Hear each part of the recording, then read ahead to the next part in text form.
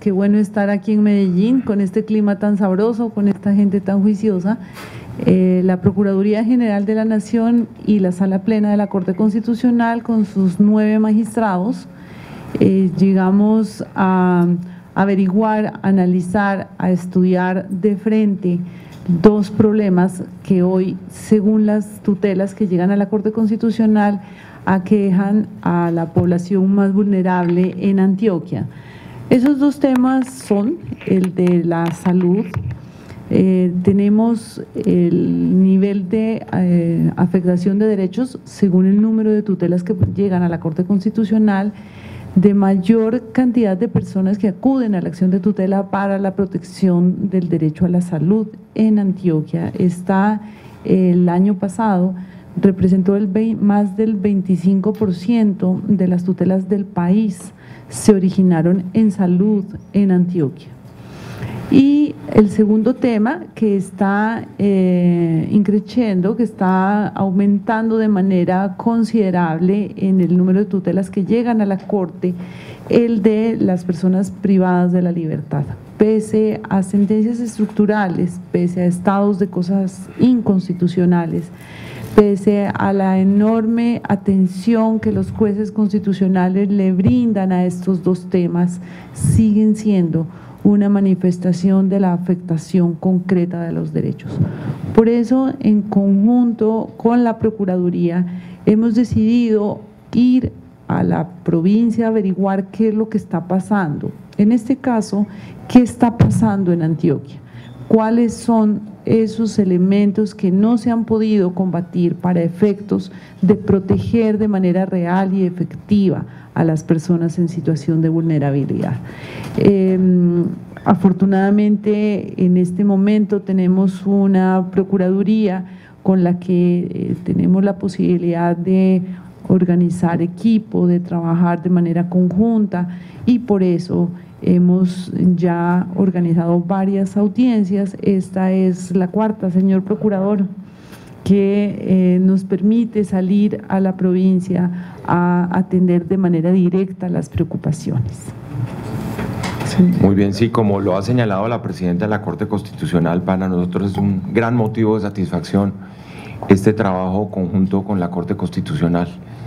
Lo mencionaba esta mañana, estuvimos en la Sierra Nevada de Santa Marta, en Nabucima, estuvimos en San Andrés, estuvimos en Riohacha, y hoy es la 4ª audiencia aquí en la ciudad de Medellín. Y realmente nos entusiasma mucho porque sumar estos esfuerzos y articular acciones en consideración al poder que tiene la Corte de emitir unas órdenes, de impartir unas instrucciones, por decirlo en lenguaje coloquial, a determinadas autoridades públicas, nos incluye también a nosotros. Y por eso nosotros hemos hecho unos anuncios en relación no solo con indagaciones que hemos iniciado en 24 ciudades de Colombia, sino con una acción popular contra 28 departamentos del país que se han mantenido al margen de los compromisos territoriales que tienen, particularmente con los sindicados, que como ustedes saben es una responsabilidad de los entes territoriales. Entonces, aprovechar esta circunstancia para armar un plan de acción, para llamar la atención sobre lo que se está discutiendo en el país en este momento, que es nada más ni nada menos que el Plan Nacional de Desarrollo, que es que esa carta de navegación de inversiones, de políticas públicas, examinar como lo hacíamos ahora en el seminario, por ejemplo, todo el tema de asociaciones públicas privadas y de nuevas herramientas para contribuir a la modernización de la infraestructura, acabar con el hacinamiento, que en últimas pues representan unos escenarios que son totalmente propicios a garantizar estos derechos que diariamente están siendo violados dentro del sistema penitenciario y carcelario. De ahí la importancia de esta audiencia. Esperamos tener una serie de conclusiones. Yo he propuesto en el día de hoy también que acudamos a los mecanismos de la cooperación internacional. Hay países que estaban hace muy pocos años ante dificultades parecidas a las de Colombia y han hecho ese milagro de modernizar el sistema penitenciario y de comenzar a garantizar los derechos de los internos. Un caso particular es España, yo lo mencionaba. La cooperación española está lista a trabajar con nosotros y de hecho le estamos proponiendo hoy al rector de AFIT que conjuntamente con la Agencia Española de Cooperación, con el programa Eurosocial que coordina España, pudiéramos poner en marcha esa cooperación técnica con las personas además que hicieron la reforma penitenciaria en España a comienzos de los años 80. Para esto, por supuesto, se necesita un plan de inversiones del gobierno nacional, pero igualmente un compromiso de alcaldes y gobernadores, que ese es otro de los puntos que levantamos, en el sentido de que no solo los que se van ahora el 31 de diciembre, sino los que llegan, tiene que ser un punto trascendental, porque aquí se trata es de respetar además y acatar, como ha sido, digámoslo así, nuestra obsesión de la Procuraduría, estas decisiones de la Corte Constitucional, que han sido el motor fundamental de tantas transformaciones que este país necesita para hacer de verdad, como lo proclamamos en el año 91, un verdadero Estado social de derecho. Pregunta de RCN Radio. Buenos días, señor procurador y señora magistrada. La pregunta para el procurador: usted habla de la intervención en las investigaciones, no de la cara de 28 gobernadores o 28 alcaldes, entonces profundizar por qué son las indagaciones y cuáles son los de Antioquia. Sí, estamos hablando de 28 departamentos, donde está incluido, por supuesto, el departamento de Antioquia. En el caso de la acción popular que presentamos la semana pasada, ahí incorporamos unas medidas cautelares que tienen que ver con acciones que tienen que tomar cada uno de los departamentos en el manejo de situaciones que le competen a los gobernadores, y es competencia de los departamentos en materia de adecuación y de adquisiciones del caso y de financiamiento de establecimientos penitenciarios para sindicados, porque como ustedes saben, la responsabilidad en materia de los condenados es del IMPEC, pero la responsabilidad en materia de sindicados es precisamente de las entidades territoriales. Y en ese mismo orden de ideas, la indagación, porque a raíz de las decisiones que tomó la doctora Gloria Estela como magistrada ponente de esa sala de decisión, nosotros le enviamos hace más de un año muchas comunicaciones a los alcaldes en este momento, a quienes les estamos hablando de una indagación, porque en buena parte de esos casos ni siquiera ha habido respuestas a las solicitudes de la Procuraduría. Pregunta canal H3N. Para la presidenta de la Corte, y es usted ahora en sus palabras decía que se ha tratado de instruir a los jueces frente a dos temas puntuales: las tutelas para cerrar cárceles y las privaciones de libertad. ¿Nos precisa esas orientaciones? Muchas gracias por su pregunta. Hice una referencia bastante rápida, lastimosamente no quedó muy claro por lo que me di cuenta en el ambiente. Ese fue un auto proferido hace poco tiempo, es el auto 110 del 2019 que profirió la Sala de Seguimiento de Cárceles a esta sentencia de hacinamiento de cárceles. Ese auto lo que le dice a los jueces, como un criterio o una instrucción sin afectar autonomía judicial, pero como un criterio de definición e interpretación del alcance de los derechos fundamentales, le dice: usted, juez, tiene que hacer cumplir la orden de un juez de privar a una persona de la libertad. Esa decisión debe cumplirse, es una decisión judicial. Si hay una decisión judicial que le dice esta persona debe estar privado de la libertad en un establecimiento penitenciario, es una orden imperativa. Por eso usted tiene dos alternativas. Una alternativa es mantenerla en los centros de reclusión transitorio o enviarlo a la cárcel, que seguramente va a estar hacinada. Pero si está el grado de afectación mucho más grande en los centros transitorios, tiene que enviarlo necesariamente en forma inmediata y automática a los centros de reclusión, aún se mantenga el hacinamiento.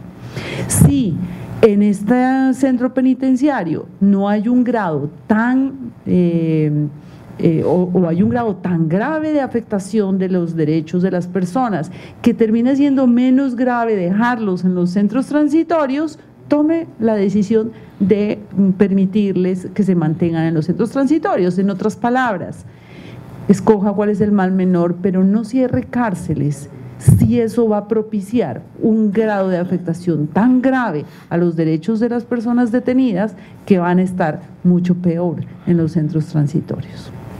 Pregunta de RCN Televisión. Buenos días para los dos. La primera pregunta es: ¿cuáles son las quejas recurrentes que ustedes han escuchado en esta cuarta audiencia de lo que ocurre dentro las cárceles. Y lo segundo es justamente con las estaciones de policía, que a diferencia de otras ciudades del país, Medellín y el Valle de Aburrá están invadidas en sus estaciones de policía, y las autoridades recientemente lo que dicen es que no tienen cómo desplegar parte de su personal operativo para combatir los homicidios en Medellín, sino que muchos de esos se están dedicando a cuidar a los presos en estaciones de policía donde el paso solamente es por 5 o 6 días. ¿Cuál podría ser esa solución urgente a ese tipo de situaciones? Muchas gracias. Sí, lo que está claro es que hay una desnaturalización por completa de lo que supone la institución de la detención preventiva. Yo mencionaba, por ejemplo, un proyecto que está en este momento en curso, que es un proyecto entre la Alcaldía de Medellín y el IMPEC. Se trata de dotar una vieja estación de policía como un centro de reclusión de paso, y habría que pensar en ese tipo de soluciones que busquen descongestionar. Ustedes vieron las estadísticas en este momento.